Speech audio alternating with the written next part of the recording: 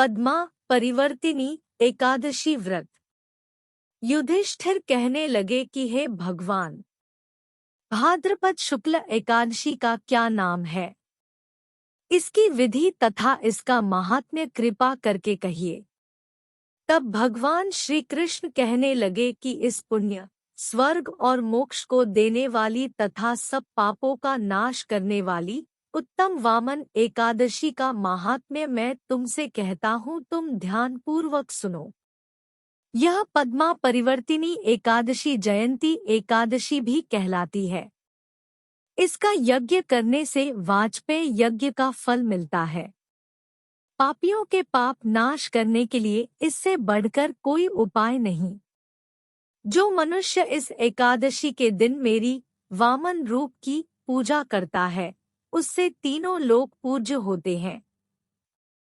अत मोक्ष की इच्छा करने वाले मनुष्य इस व्रत को अवश्य करें। जो कमलनयन भगवान का कमल से पूजन करते हैं, वे अवश्य भगवान के समीप जाते हैं।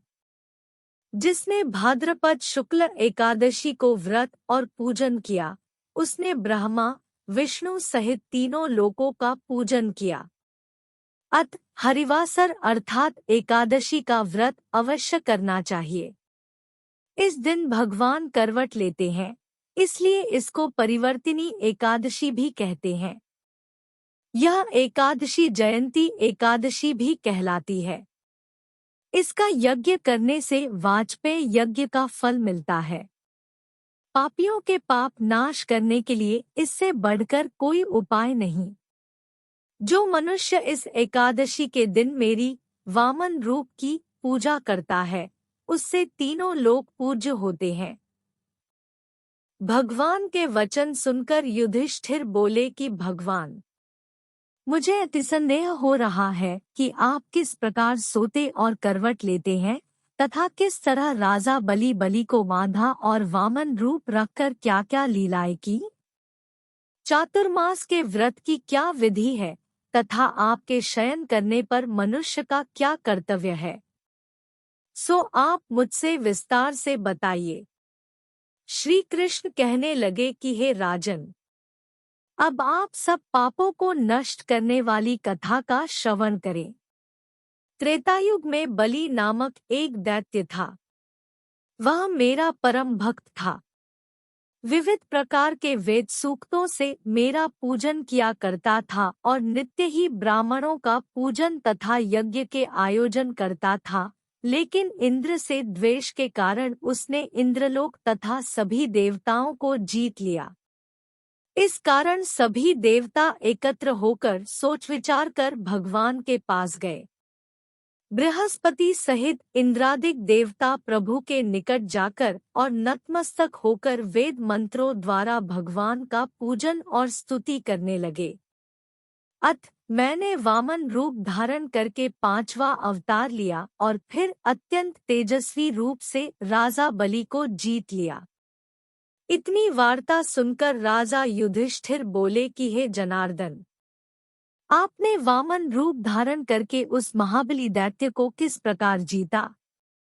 श्री कृष्ण कहने लगे, मैंने वामन रूपधारी ब्रह्मचारी बलि से 3 पग भूमि की याचना करते हुए कहा, ये मुझको 3 लोक के समान है और हे राजन, यह तुमको अवश्य ही देनी होगी।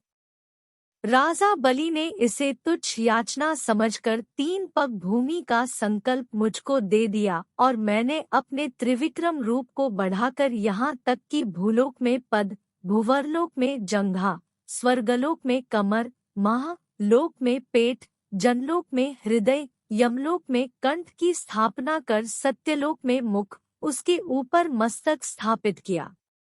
सूर्य, चंद्रमा आदि सब ग्रहगण, योग, नक्षत्र, इंद्रादिक देवता और शेष आदि सब नागणों ने विविध प्रकार से वेद सूक्तों से प्रार्थना की।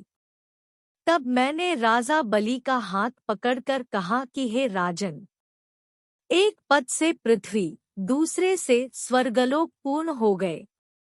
अब तीसरा पग कहाँ रखूं? तब बलि ने अपना सिर झुका लिया और मैंने अपना पैर उसके मस्तक पर रख दिया, जिससे मेरा वह भक्त पाताल को चला गया। फिर उसकी विनती और नम्रता को देखकर मैंने कहा कि हे बलि, मैं सदैव तुम्हारे निकट ही रहूंगा। विरोचन पुत्र बलि से कहने पर भाद्रपद शुक्ल एकादशी के दिन बलि के आश्रम पर मेरी मूर्ति स्थापित हुई। इसी प्रकार दूसरी क्षीरसागर में शेषनाग के पष्ठ पर हुई। हे राजन, इस एकादशी को भगवान शयन करते हुए करवट लेते हैं, इसलिए तीनों लोकों के स्वामी भगवान विष्णु का उस दिन पूजन करना चाहिए। तांबा, चांदी, चावल और दही का दान करना उचित है। रात्रि को जागरण अवश्य करना चाहिए। जो विधिपूर्वक इस एकादशी का व्रत करते हैं, वे सब पापों से मुक्त होकर स्वर्ग में जाकर चंद्रमा के समान प्रकाशित होते हैं और यश पाते हैं। जो पापनाशक इस कथा को पढ़ते या सुनते हैं, उनको 1000 अश्वमेध यज्ञ का फल प्राप्त होता है। इति शुभम।